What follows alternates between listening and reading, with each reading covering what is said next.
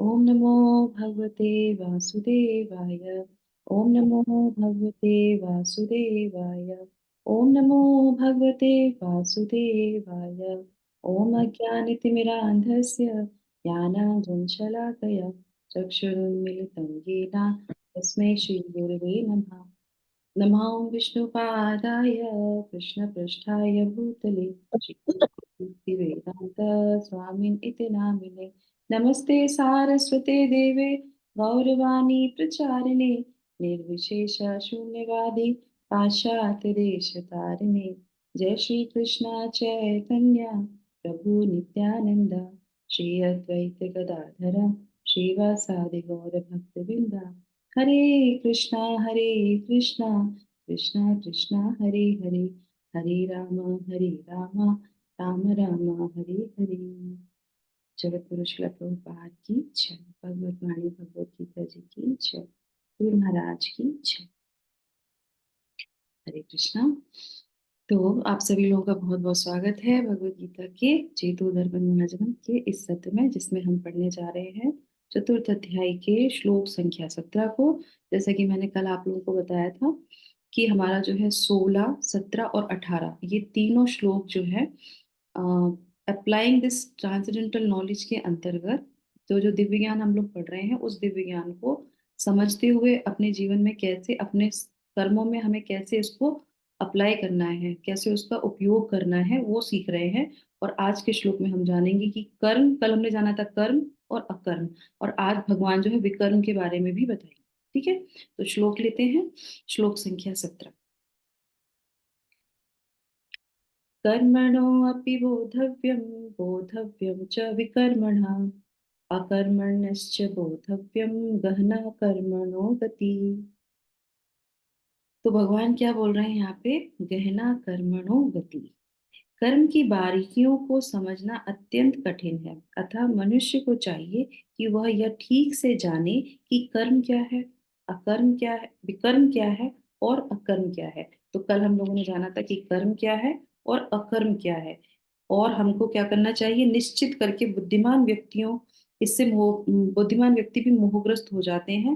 तो भगवान कहते हैं मैं तुम्हें बताऊंगा कि कैसे इससे तुम मुक्त हो सकते हो, है ना। तो यस, तो इंदु माता जी आप पढ़ेंगे। हरे कृष्णा। हरे कृष्णा। तात्पर्य जगत गुरु शिला प्रभुपाद की जय। यदि कोई सचमुच ही भव बंधन से मुक्ति चाहता है तो उसे कर्म, अकर्म तथा विकर्म के अंतर को समझना होगा। कर्म, अकर्म तथा विकर्म के विश्लेषण की आवश्यकता है, क्योंकि यह अत्यंत गहन विषय है। कृष्ण भावनामृत को तथा गुणों के अनुसार कर्म को समझने के लिए परमेश्वर के साथ अपने संबंध को जानना होगा। दूसरे शब्दों में, जिसने ये भली भांति समझ लिया है वह जानता है कि जीवात्मा भगवान का नित्य दास है और फल स्वरूप उसे कृष्ण भावनामृत का में कार्य करना है। संपूर्ण भगवत गीता का यही लक्ष्य है। इस भावनामृत के विरुद्ध सारे निष्कर्ष एवं परिणाम विकर्म या निषिद्ध कर्म है। इसे समझने के लिए मनुष्य को कृष्ण भावनामृत के अधिकारियों की संगति करनी होती है और उनसे रहस्य को समझना होता है। यह साक्षात भगवान से समझने के समान है। अन्यथा बुद्धिमान से बुद्धिमान मनुष्य भी मोहग्रस्त हो जाएगा। Hare Krishna. Thank you so much माता जी। हरे कृष्णा। तो शुरू करते हैं। यहाँ पे हैं तो क्या बोल रहे हैं प्रभुपाद? वो बोल रहे हैं, भगवान भी बोल रहे हैं कि समझना पड़ेगा ठीक से कि है क्या ये, है ना। और इसके अंतर्गत जो है कथा से शुरू करते हैं आज, है ना। तो जब ये युद्ध चल रहा था, युद्ध समाप्त हो जाता है। तो युद्ध स्थल में कहाँ हुआ था? कुरुक्षेत्र में। तो कुरुक्षेत्र में जब ये युद्ध समाप्त होता है, तो हमको पता ही है कि कौरवों की जो है पराजय होती है और पांडवों की जीत होती है। तो पराजय का मतलब होता है कि वो सब जो है खत्म हो जाते हैं, सबका जो है विनाश हो जाता है। तो फिर उस समय धृतराष्ट्र जो होते हैं वो अपना सर पीटते हैं और कृष्ण से कहते हैं कि क्यों मेरे साथ ही ऐसा क्यों? क्या होता है उनके साथ? उनके आंखों के सामने, वैसे तो वो अंधे होते हैं, पर वो मोह इतना होता है उनको अपने बच्चों से, तो क्यों मेरे बच्चे, कितने बच्चे थे उनके, कितने पुत्र थे, 100 पुत्र, 100 पुत्रों का जो है मेरे सामने ही ये हाल हुआ, और मैं उनको ऐसे इस अपनी जीवित अवस्था में मैंने 100 पुत्रों को खोया है, क्यों ऐसा मेरे साथ हुआ। तो वो जब कृष्ण से ऐसा पूछते हैं तो कृष्ण भगवान बोलते हैं उनसे, क्या बोलते हैं, गहना कर्मणो गति। क्या बोलते हैं, गहना कर्मणो गति, क्या है, ये बोलते हैं कर्म की बारीकियों को समझना अत्यंत कठिन। ये आ जाता है कर्म के सेक्शन में। तो वो पूछते हैं कि क्या हुआ था ऐसा, क्या मैंने ऐसे किया, मैंने कौन सा अपराध ऐसा किया है जिसके लिए मुझे ये भुगतना पड़ रहा है। हम जब हमारे साथ जीवन में कोई भी थोड़ी सी चीज होती तो हम क्या सोचते हैं कि क्यों भगवान हमारे साथ ऐसा कर रहे हैं। प्रश्न क्या होना चाहिए, मैंने क्या ऐसा किया है जिसके लिए मुझे ये दंड मिल रहा है। तो वो वहां पे पूछते हैं और फिर भगवान उनको बताते हैं कि तुमने जो है, तुम पहले एक हंटर थे, एक जो है शिकारी थे, और तुमने जो है अपने बाण से, अग्नि वाला बाण था, उसको तुमने एक ऐसे वृक्ष पे चलाया जहाँ पे दो जो है पक्षियों के जोड़े बैठे थे, और उनके जो है 100 बच्चे भी थे उस पेड़ पे, और वो वृक्ष जो है पूरा जल गया। वो सब के सब अपने माँ बाप के साथ वो सब के सब जो है वहां पे मर गए। जब वो ये बात सुनते हैं तो वो कहते हैं कि तो मुझे और भी समझ में नहीं आया। वो आश्चर्य करता है, क्यों ऐसा, ऐसा कैसे। तो ये आश्चर्य जो है, वो क्या आश्चर्य है आप बताइए, किस चीज का आश्चर्य किया उन्होंने ये बात सुन के, उनको आश्चर्य किस बात का लगा जब उनसे उन्होंने हरे कहा। कृष्णा, हरे कृष्णा माता जी। उनको इस बात का आश्चर्य लगा होगा ना कि मैंने कौन से जन्म में ऐसा, मतलब मैंने कैसे एक बाण से 100 लोगों को मार दिया, 100 बच्चों को मार दिया, ठीक, और ये मेरे कौन से जन्म का कर्म होगा, ठीक है, ओके। इसका फल मुझे आश्चर्य, इस वक्त क्यों मिला। ओके, यस, कोई और बताना चाहता है एक्सेप्ट अर्चना माता जी, कौन बताना चाहेगा। यस, बोलिए बोलिए, जल्दी बोलिए, टाइम नहीं है। क्यों आश्चर्य हुआ, आश्चर्य इसलिए हुआ, ओके ठीक है। आश्चर्य इसलिए हुआ, वो कहते हैं कि अगर मैंने ऐसा किया था तो मुझे उसी समय मिल जाना चाहिए था ना दंड, चलो अगले जन्म में मिल जाता। तो वहां पे वो कहते हैं, ये बात जो है क्यों बोलते हैं कि भगवान उनको बोलते हैं कि जो है 50 साल बाद ये तुम्हारा 50वां जो है जन्म है जिसमें तुम ये भुगत रहे हो, और ये 50 साल पहले तुमने ऐसा कर्म किया था। तब उनको ये आश्चर्य लगता है। तो वो कहते हैं क्यों ऐसा हुआ, 50 साल क्यों लग गए, इस पाप को कटने के लिए 50 साल क्यों लग गए। तो वो कहते हैं कि 100 पुत्रों के लिए भी तो पुण्य चाहिए होता है ना। भाई एक पुत्र किसी के घर में होता तो उसने पता नहीं कितने पुण्य किए होते तब एक पुत्र मिलता है। अब सोचिए, एक पुत्र, 2 पुत्र, 3 पुत्र, तो उसको कितने पुण्य इकट्ठे करने पड़े, इकट्ठे होते गए, भगवान इकट्ठे करवा रहे थे उनके पुण्य, तो उसको 50 जन्म लग गए उसके 100 पुत्र होने में। क्यों, क्योंकि उसका एक पाप जो था वो खत्म होना था, उसको उसका दंड मिलना था। अब दंड के लिए तो बराबरी ही चाहिए ना। तो इसीलिए भगवान क्या कहते हैं, वो कहते हैं गहना कर्मणो गति, हम कभी भी इस कर्म के झंझट को नहीं समझ पाएंगे। इस इतनी बारीक चीजें होती हैं जो हमें कभी समझ में नहीं आती। बहुत लोग कहते हैं हम तो बहुत पायस हैं, हम तो कभी कुछ नहीं करते, फिर भी हमें ये दंड मिल रहा है। हमें नहीं पता ये कौन से जन्म का दंड हमको मिल रहा है। तो इसीलिए बहुत बारीकी से चलना चाहिए। इसीलिए वो कहते हैं कि ध्यान से समझ लो कि कर्म क्या है, अकर्म क्या है, और विकर्म क्या है। तो उसने क्या किया, विकर्म किया, और उस विकर्म को जो है काटने के लिए, उसको भुगतने के लिए पहले अकर्म, जो उसने जितने भी पायस चीजें की थी वो इकट्ठी हुई, और इकट्ठी होके खत्म नहीं हुई। उसको भगवान ने फल दिया कि 100 पुत्र होंगे तुम्हारे, पर वो एक साथ जाएंगे, क्यों, क्योंकि तुमने ऐसा काम किया था। इसीलिए जो है बहुत सोच समझ के, शास्त्रों में जो चीज मना है उसको नहीं करनी चाहिए, नहीं तो हम उसका दंड अवश्य ही भुगतेंगे। हमें नहीं पता कि हमने कौन कौन सी चीजें की हैं। ठीक है, तो अब हम आ जाते हैं इसके तात्पर्य पे, इसके जो है, तो कर्म हमने जान लिया, अकर्म हमने जान लिया, आज हमने विकर्म के बारे में जानेंगे हम कि कैसे जो है निषिद्ध जो कार्य होते हैं, जो शास्त्रों में मना किए जाते हैं, अगर हम वो करते हैं तो वो हमारा जो है दंड हमें भुगतना पड़ता है। और इसको समझने के लिए, जैसे कि एक नागरिक जो है वो क्या है, अगर सरकार की कानूनी चीजें करेगा तो वो कर्म में आ जाएगा, जो सरकार गैर कानूनी चीजें करेगा वो विकर्म में आ जाएगा। ठीक है, उसके बाद जो है, हाँ, तो इसके बाद जो है प्रभुपाद यहाँ पे क्या बोलते हैं, प्रभुपाद कहते हैं कि कृष्ण भावनामृत को तथा गुणों के अनुसार कर्म को समझने के लिए परमेश्वर के साथ अपने संबंध को जानना होगा, सबसे पहली बात। दूसरी बात क्या है, वो जो दूसरे शब्दों में जिसने ये भली भांति समझ लिया, वह जानता है कि जीवात्मा भगवान का नित्य दास है। और जिसका कनेक्शन ये होता है, आप मान के चलिए जो भगवान कृष्ण भक्त होते हैं वो कभी किसी का अहित नहीं करते, करेंगे ही नहीं। क्यों? क्योंकि वो इतना पढ़ते हैं, इतना समझते हैं, वो कहते हैं हम अपनी चीजें भुगत रहे हैं, हम अलग से क्यों अपने अकाउंट में डालेंगे। हो सकता है कभी कभी किसी किसी को विश्वास ना हो, ट्रस्ट ना हो, पर ट्रस्ट भगवान पे और भगवान के भक्तों पे अटूट ट्रस्ट करना चाहिए। ऐसा हो ही नहीं सकता कि वो कभी किसी के साथ छल करें, द्वेष करें। ये शिला प्रभुपाद यहाँ पे बोल रहे हैं कि वो समझ जाते हैं अपने स्वरूप को और कभी इस तरीके से कार्य नहीं करते हैं। उसके बाद जो है, और संपूर्ण भगवत गीता का क्या लक्ष्य है? यही लक्ष्य है, हमें भगवान के भक्त बनना चाहिए, कृष्ण भावनामृत को अपनाना चाहिए। ठीक है, अब मैं आपको जो है आगे, इसके आगे लेके जाऊंगी। मैं सोच रही थी 18 श्लोका कर लूं, पर मुझे नहीं लगता कि 18 श्लोका हम कर पाएंगे।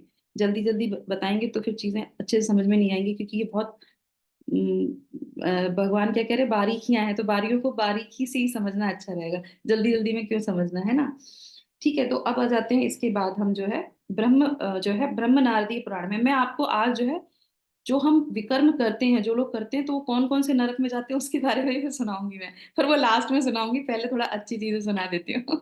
तो यहाँ पे है ब्रह्म नारदीय पुराण में के अंतर्गत जो है पुरुषोत्तम मास का एक महात्म्य है, वो मैं आपको सुनाती हूँ। तो वो जो है अध्याय 27, 28 और 29 में इसका वर्णन आता है कि कैसे जो है भगवान जो है कृपा भी करते हैं अगर हम भगवान की शरण में आते हैं। ठीक है, तो इसमें क्या आता है कि एक जो है चित्र शर्मा नाम का एक जो है ब्राह्मण था, और जिसने अपने जीवन काल में 3 प्रकार के विकर्म किए थे। क्या किए थे?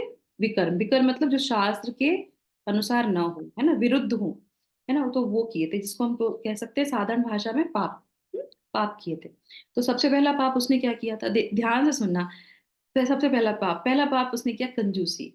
हम्म अब हम लोग सोचते हैं अरे कंजूसी करने में कौन सा पाप लगता है। सुनिए, अब बताइए क्या क्या हमको पाप में लगना पड़ता है। तो पहले उसने कंजूसी की।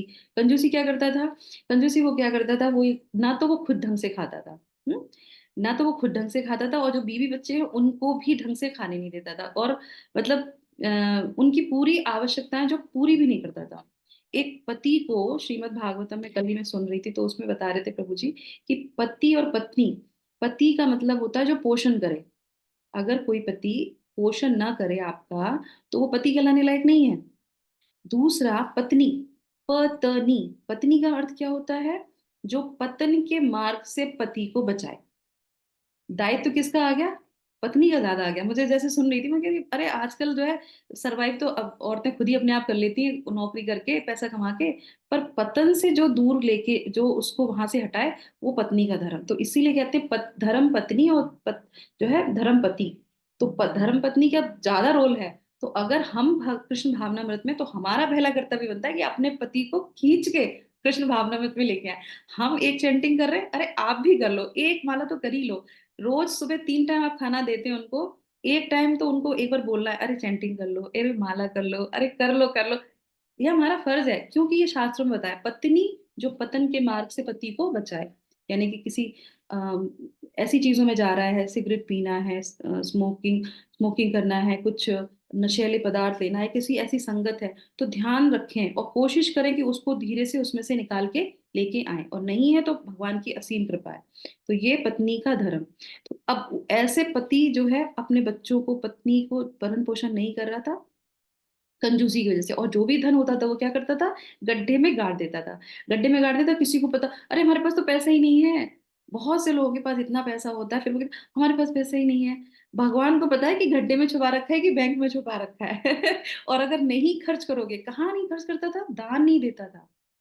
दान का इतना बड़ा महत्व बताया गया है कि गृहस्थ जो व्यक्ति है, जो गृहस्था होते हैं, उनको 75% अपना जो है पैसा जो है दान में देना चाहिए। कैसे? किसी को खिलाना पिलाना। जो 4 वर्ण आश्रम ने सुने थे, तो वो जो जो 4 आश्रम में, तो 3 आश्रमों का जो भरण पोषण है वो गृहस्थों को ही करना पड़ता है, इसलिए गृहस्थों की तो बहुत बड़ी ड्यूटी होती है। तो इस तरीके से वो कभी जो है क्या करता था, कोई दान नहीं देता था।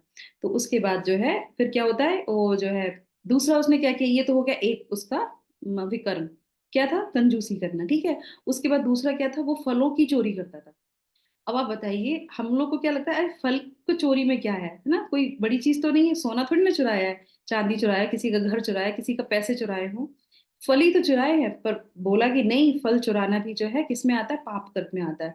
वो क्या करता था, उसका एक दो वो कंजूस था ना, तो उसका एक मित्र था, तो वो जाता था उसके बगीचे में, उससे बात बात करता था, उसको ये विश्वास दिलाता था कि मैं तुम्हारे इस पूरे बाग की रक्षा करूंगा। तो तीसरा वो जो है विक्रम क्या करता है कि उसको विश्वास दिलाता है कि तुम्हारे बगीचे की रक्षा करूंगा, और उसके बाद रक्षा नहीं करता है तो क्या करता है कि खुद फल खाता था, और कोई पक्षी वक्षी खाते थे तो उनको भी नहीं हटाता था, अरे खाने दो क्या फर्क पड़ता है। तो इस तरीके से विश्वासघात भी करता था। तो तीन किए, कंजूसी, फलों को चुराना और विश्वासघात। तो ये जब तीनों चीजें करते हैं तो उसको फिर उसकी जो है, जब उसकी मृत्यु हो जाती है तो फिर क्या होता है, मृत्यु होगी तो उसी हिसाब से जो है यमदूत आते हैं उसके पास। यमदूत आते हैं और उसको जो है बिल्कुल वैसे ही गले में रस्सी बांध के खींचते हुए उसको लेके जाते हैं। और फिर जब यमराज के पास लेके जाते हैं, धर्मराज बोला जाता है यमराज को, इसीलिए क्योंकि वो तो है वैष्णव, वो है महाजन, यमराज जी। वो वो नहीं है कि बड़ी बड़ी आंखें और बहुत डरावने, वो उन्हीं को डरावने दिखाई देते हैं जो गलत काम करते हैं। और जो भगवान के हमेशा पूजा पाठ करते हैं, जो वैष्णव हैं, उनके लिए वो वैष्णव की तरह उनकी जो है स्वागत करते हैं वहां पे। तो ये जब वहां पहुंचता है तो वो उनसे कहते हैं कि इसको जो है, क्योंकि इसने जो है कंजूसी की थी, तो आप लोग को कुछ अंदाजा है कि अगर कंजूसी की होगी तो उसको क्या दंड मिला होगा? कुछ थोड़ा सा अंदाजा बताइए। हम्म, कुछ अंदाजा? सब लोग बड़े ध्यान से सारी जो है स्टोरी सुन रहे हैं बिना कैमरा खोले, मुझे किसी को नहीं दिख पा रही हूँ मैं। यस बताइए, कंजूसी से क्या मिला होगा उसको? अभी भगवान भी कंजूसी करेंगे उसको कुछ देने में। नहीं, भगवान के पास तो वो गया ही नहीं ना, यमराज के पास हाँ, गया। अच्छा धर्मराज के पास तो यमराज, धर्मराज। हाँ हम्म, ठीक है। तो क्या करते हैं, टाइम नहीं है तो अभी हम लोग, आप लोग नहीं बोल रहे हैं तो मैं बोलती हूँ। तो वो जो है जब वहां पे पहुंचते हैं तो वो कहते हैं कि इसने जो है, क्योंकि कंजूसी की है और धर्म का कोई भी कार्य नहीं किया है, तो इसको जो है, क्योंकि वो ब्राह्मण था, ब्राह्मण होने के बाद इसने कोई भी धार्मिक कार्य नहीं किया, तो इसको मैं जो है प्रेत योनि में भेज दो। प्रेत योनि में, अब प्रेत योनि में क्या होता है, बिल्कुल कुछ नहीं मिलता आपको, बिल्कुल प्रेत योनि में, और ऐसे वन में पटक दो जहाँ पे कुछ भी नहीं हो, जहाँ पे इसको जो है न पानी मिले, न खाना मिले, कुछ भी नहीं मिलेगा, और ये जो है प्रेत योनि में इसको डाल दो, अकेला रहेगा वहां पे। तो इस तरीके से वहां पे उसको भूखा प्यासा ये पड़ा रहेगा।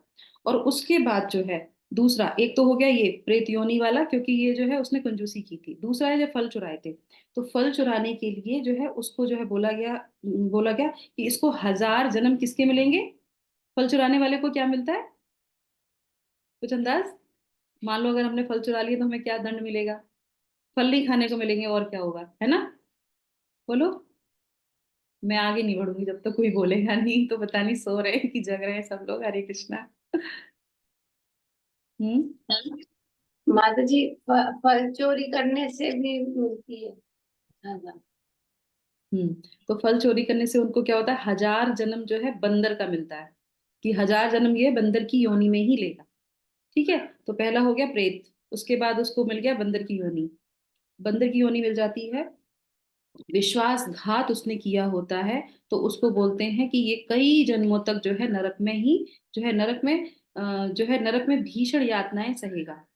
तो नरक में वो भीषण यातनाएं सहेगा, और उसके बाद फिर उसको बंदर की योनि मिलेगी, और उसके बाद जो है वो जो है प्रेत योनि में रहेगा। तो तीन जो है उसके तीन कर्मों से, अब सोचिए एक छोटी सी चीज वो उसने नहीं करी, और उसके कारण उसने आगे बढ़ते बढ़ते उसके जो है कर्म जो है खराब होते गए, शास्त्रों के विरुद्ध होते गए। हम बिल्कुल ध्यान नहीं देते, हम सोचते हैं अरे ठीक है पैसा है छुपा के रख लो, नहीं। कंजूसी करोगे, मानसिक आपकी मानसिक चेतना खराब हो जाएगी। उसके बाद क्या होगा, आप ये सोचेंगे ये करने की क्या जरूरत है, वो करने की क्या जरूरत है, और इस तरीके से धीरे धीरे वो इतने सारे दंडों में गया। पर क्या होता है कि जब वो बंदर की योनि में था, और उस समय चल रहा था पुरुषोत्तम मास, तो वो बंदर था और उसको जो है कुछ खाने पीने को नहीं मिला। और जब पुरुषोत्तम मास लग गया, मतलब जब वो बंदर की योनि में था, तो उसने जब अपने सारे जन्म जो है काट रहा था, तो एक लास्ट वाला जो जन्म था उसमें जो है आ गया पुरुषोत्तम मास। पुरुषोत्तम मास क्या है, भगवान श्री कृष्ण का मास, है ना? और वो जो है 3 साल में एक बार आता है, तो उसमें जो है पुरुषोत्तम मास आया। उसमें क्या है, वो पूरे जो है महीने ना उसने फल खाए, ना उसने अन्न खाया, ना उसको पानी मिला। अब जब किसी को पानी और ये सब नहीं मिलेगा तो फिर क्या होगा, उसको तो मर ही जाएगा। और वो उसी पुरुषोत्तम मास के अंतिम दिन में उसने अपने प्राण त्याग दिए। तो क्या हुआ, वो सीधे जो है भगवान के वैकुंठ धाम को प्रवेश कर गया। कैसे प्रवेश करेंगे, कैसे इस स्टोरी से हमें क्या शिक्षा मिलती है, क्या शिक्षा मिलती है? हरे कृष्ण। हम्म। हरे कृष्णा। भगवत गीता के क्लास में आके अगर प्रश्न पूछा जाए और ना कोई बोले तो वो भी जो है विकल्प में ही आता है, तो ध्यान रखिएगा। दान यथासंभव दान करते रहना चाहिए। यथासंभव दान करते रहना चाहिए, यस। और भगवान इतने कृपालु हैं कि आप अगर भगवान के लिए इतना सा भी कर्म करते हैं तो आपके कितने भी आपने विकर्म किए हो वो सब के सब भगवान आपको मुक्ति दिला देते हैं। करेक्ट। तो यहाँ पे क्या था कि वो पुरुषोत्तम मास में बिना जाने बिना समझे वो एक ऐसे था, भोग योनि में था, और उसके बाद भी जो है पुरुषोत्तम मास में क्योंकि उसका प्राण त्यागे तो वो भगवान के धाम चला गया। तो सोचिए जब हम जागते हुए जानते हुए भगवान का नाम लेंगे और उनकी पूजा करेंगे तो हमको पाप लगेंगे क्या? नहीं लगेंगे, क्योंकि भगवान क्या कहते हैं कि मैं तुम्हारी रक्षा करता हूँ, मैं तुमको इसमें से निकाल के लेके जाऊंगा। तो उस बात पे ट्रस्ट करना चाहिए। अनजाने में भी अगर कोई ऐसा करता है तो भी वो वैकुंठ के धाम जाता है। हम डेली भगवत गीता पढ़ते हैं, भगवान का नाम लेते हैं, तो अवश्य ही भगवान हमारी रक्षा करेंगे। तो ये शास्त्रों में बोला गया, अवश्य रक्षबे कृष्णा। तो कृष्ण हमेशा रक्षा करते हैं अपने भक्तों की। तो हमें क्या करना चाहिए? कृष्ण भावनामृत को अपनाना चाहिए, बंदर की तरह नहीं मरना है। करेक्ट। अरे आया पुरुषोत्तम मास की नहीं आया क्या पता। उसको तो आ गया, हमको पता नहीं आएगा कि नहीं आएगा। तो इसलिए हमें जो है ऐसे विकर्म नहीं करने चाहिए जिससे कि हम ऐसी गति में जाएं। तो जल्दी से मैं पढ़ देती हूँ आपको, विकर्म करने से जो है कौन कौन सी गति मिलती है, सुनना चाहेंगे आप लोग? हरे कृष्णा।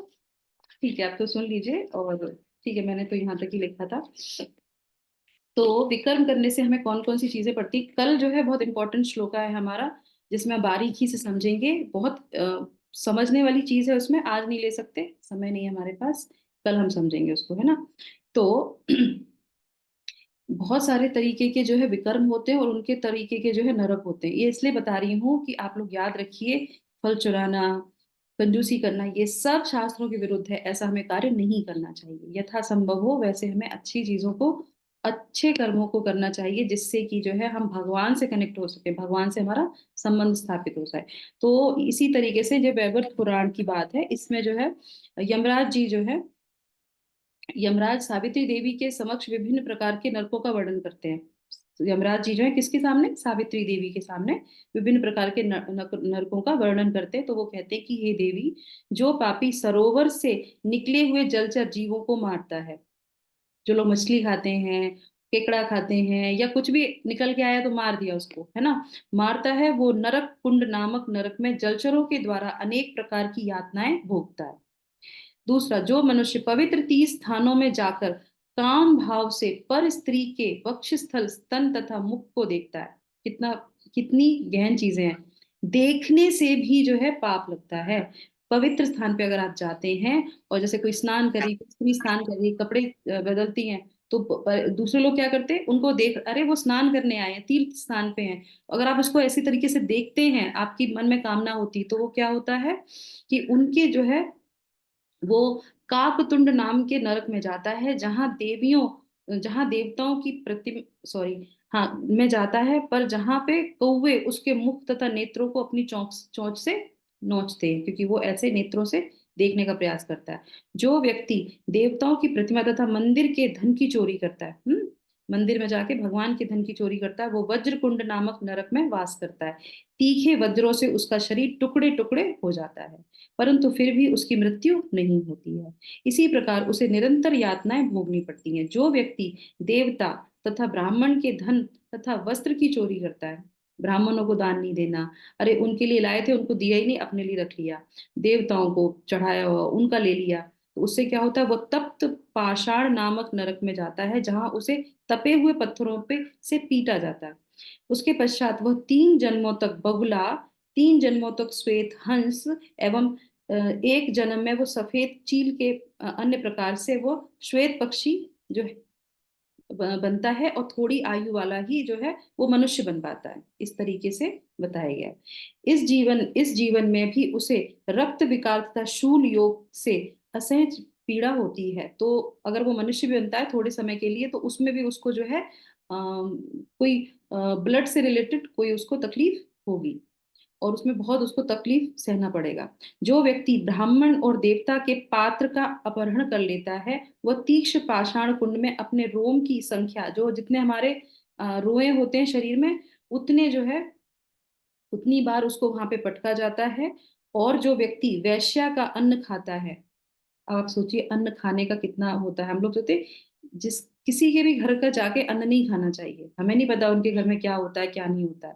तो इसीलिए वैश्या के घर में अन्न खाता है तथा उसकी कमाई से जीविका चलाता है। वह लाल कुंड, जिसमें लाल ही लाल जो है लार सॉरी जो लार होती है वो भरी रहती है, उसमें वो वास करता है। वहां के दुख भोगने के पश्चात वह मनुष्य के रूप में जन्म लेकर, वो तो जन्म उसने वहां पे भोग लिया लार के, उसमें वो भोग लेता है नरक में। उसके बाद उसको मनुष्य का जन्म मिलता है और उसके बाद उसको जो है नेत्र का रोग होगा, उसके बाद उसको शूल रोग से वो कष्ट को पाता है। तो इस तरीके से कुछ यहाँ पे वर्णन था वो जो मैंने आप लोग को बताया।